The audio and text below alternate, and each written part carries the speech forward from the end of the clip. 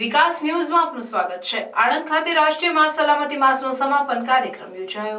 આણંદ જિલ્લા કલેક્ટર પ્રવીણ ચૌધરી અને જિલ્લા પોલીસ અધિક્ષક અતુલ કુમાર બંસલની વિશેષ ઉપસ્થિતિમાં સડક સુરક્ષા જીવન રક્ષા સૂત્ર અંતર્ગત યોજાયેલ માર્ગ સલામતી માસ 2024નો સમાપન કાર્યક્રમ સહાયક પ્રાદેશિક વાહન વ્યવહાર કચેરી અને જિલ્લા ટ્રાફિક પોલીસના સંયુક્ત ઉપક્રમે ડીએન હાઈસ્કૂલ આણંદ ખાતે યોજવામાં આવ્યો હતો। આ પ્રસંગે જિલ્લા કલેક્ટર પ્રવીણ ચૌધરીએ વિવિધ માર્ગ સલામતીની બાબતોનું ધ્યાન રાખીને આપણે માર્ગ અકસ્માતોને ઘટાડી શકીએ છીએ તેમ જણાવ્યું હતું।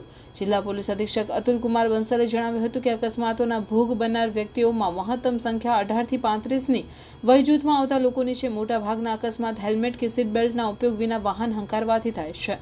સહાયક પ્રાદેશિક વાહન વ્યવહાર અધિકારીએ આ તકે વિદ્યાર્થીઓને માર્ગ સલામતીના નિયમોનું પાલન ન થવાના કારણે સર્જાતા અકસ્માતો અંગે જાણકારી આપી હતી।